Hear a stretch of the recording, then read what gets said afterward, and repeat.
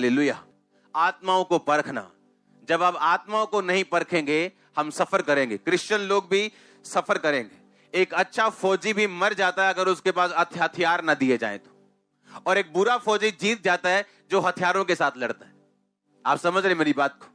एक क्रिश्चियन होने के नाते, एक मसीह होने के नाते परमेश्वर ने आपको अकेला नहीं छोड़ा, निहत्था नहीं छोड़ा। बाइबल कहती परमेश्वर ने आपको आत्मिक हथियार दिए हैं ताकि आप उन हथियारों का इस्तेमाल कर सकें, अपनी लाइफ को बेटर के बाद बेस्ट कर सकें। और परमेश्वर ने आपको अकेला नहीं छोड़ा। वो नहीं चाहता कोई भी विश्वासी जो है, इसीलिए तो चर्चिस है। अगर आज आपने उद्धार पा लिया, आपने आज बैप्टिज्म ले लिया, आपने लंगड़े चलते देखे, अंधों को आंखें देखी कि हाँ भी यीशु मसीह जीवित परमेश्वर में विश्वास करता हूं, अगर उद्धार पाना ही लास्ट है तो आपका काम खत्म हो चुका। फिर चर्च में हम क्या कर रहे हैं? बाइबल कहती परमेश्वर ने चर्च में प्रेरित, भविष्यद्वक्ता, पास्टर्स, टीचर्स, इवेंजलिस्ट ठहराएं ताकि लोग उन्नति करें, यानी वो आत्मिक हथियारों से इक्विप्ड हों, आत्मिक हथियारों से भरें और अपनी लाइफ में जीत के साथ वापस आएं और उनको देख के दूसरे लोग भी बचाए जाएं। ये परमेश्वर की मर्जी है, इसलिए आज आप चर्च में बैठे हो, हाँ या ना? और परमेश्वर यही चाहता है कि जो चर्च का काम है, जो मिनिस्ट्री का काम है, जो सेवकों का काम है, वो ये है कि आपको उन आत्मिक हथियारों के बारे में बताना, आत्मिक अधिकारों के बारे में बताना, ताकि आप अपनी लाइफ में निहत्थे ना रहें और शैतान के हाथों से सफर ना करें। क्योंकि बाइबल कहती देखो मैंने तुम्हें सांपों और बिच्छुओं को रौंदने का क्या दिया? अधिकार दिया। किसी भी वस्तु से तुम्हें हानि। अब ये वचन मेरे लिए हथियार तब है अगर मैं इस वचन को इस्तेमाल करता हूं। आपके घर में चाकू अपने आप नहीं चलता, मोटर अपने आप नहीं चलती, आपको कुछ बटन दबाने पड़ते हैं, कुछ ऑपरेट करना पड़ता है, हाँ या ना? और सोचो अगर मुझे हथियारों के बारे में, वचन के बारे में मालूम ना होता तो आज मैं यही बोलता कि मैंने एक दुष्ट आत्मा निकाली थी, उसके बाद मुझ पे अटैक हुआ, अब मेरी लाइफ ऐसी। जैसे बहुत सारे विश्वासी आज कहते हैं कि जब से मैंने ये काम किया था मुझे ये प्रॉब्लम हो गई थी, उसके बाद हम कभी नहीं उठे। आपको अपने आत्मिक हथियारों का यूज करना है, एक जेलसी, एक पवित्र जेलसी के साथ, और आप देखेंगे शैतान को घुटना टेकते हुए। आप मेरी बात समझ रहे हो कि नहीं? ये हथियार आपको दिए गए आपके बेटरमेंट, आपके छुटकारे के लिए, हाँ या ना? और अगर आप इस्तेमाल नहीं करेंगे तो उसमें नुकसान किसका? आपका। क्योंकि परमेश्वर ने कहा मैं तुम्हें हथियारों से रहित नहीं छोड़ता, मैं तुम्हें हथियार देता हूं ताकि तुम उनका इस्तेमाल कर सको और शैतान के सब जलते हुए तीरों को बुझा सको, सब कुछ पूरा करके तुम स्थिर रह सको। और आप जानते हो कि अगर आप पाप में हो तो आप इन हथियारों का इस्तेमाल नहीं कर सकते। आपको तौबा की जरूरत पड़ेगी पहले, और आपको पापों को छोड़ना होगा ताकि आप इन वेपन्स का इस्तेमाल कर सको। पवित्रता ही आपका लाइसेंस है। कोई भी बंदूक रख सकता है लेकिन लाइसेंस चाहिए उसके लिए। पवित्रता ही आपका क्या है? ये आपका आत्मिक लाइसेंस है, आपके आत्मिक हथियारों को यूज करने के लिए। बिना पवित्रता के इन हथियारों को यूज करना इल्लीगल है और परमेश्वर के सामने सही नहीं। पवित्रता ही आपका क्या है? लाइसेंस है इन हथियारों को यूज करने के लिए। आप सफर नहीं करेंगे, गरीबी के श्राप आप पे नहीं होंगे। मैं सच कह रहा हूं, मैंने कहा आप सफर नहीं करेंगे, आप दुखी नहीं होंगे, श्रापों के नीचे नहीं रहेंगे।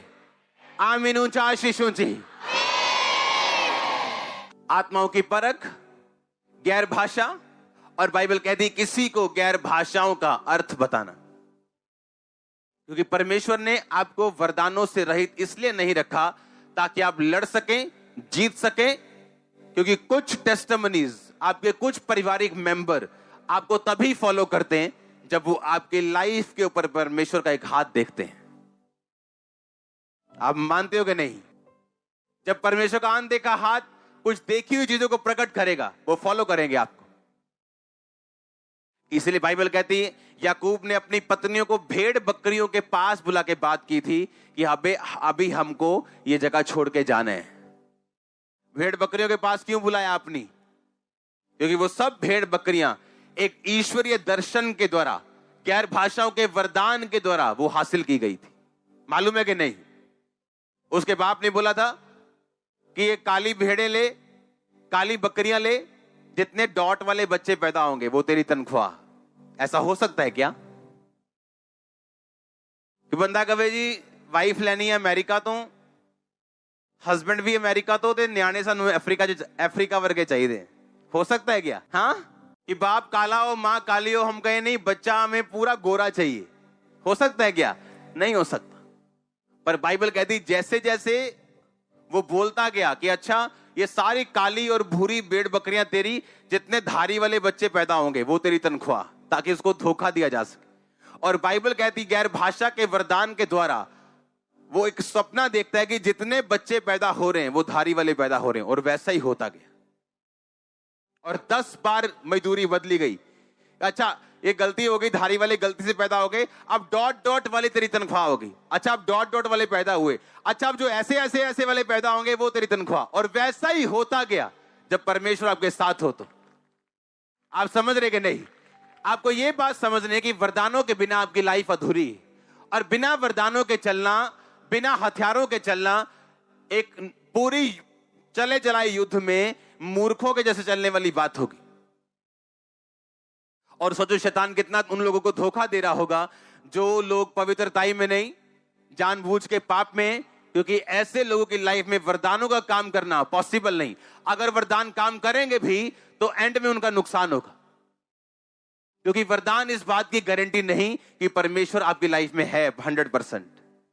आप प्रभु के साथ वफादार हो, एक टाइम पे खुदावंद की प्रार्थना कर रहे हो, फास्टिंग कर रहे हो, आपको वरदान मिल जाएंगे, पर उनको वफादारी के साथ यूज करते रहना ये आपकी जिम्मेवारी।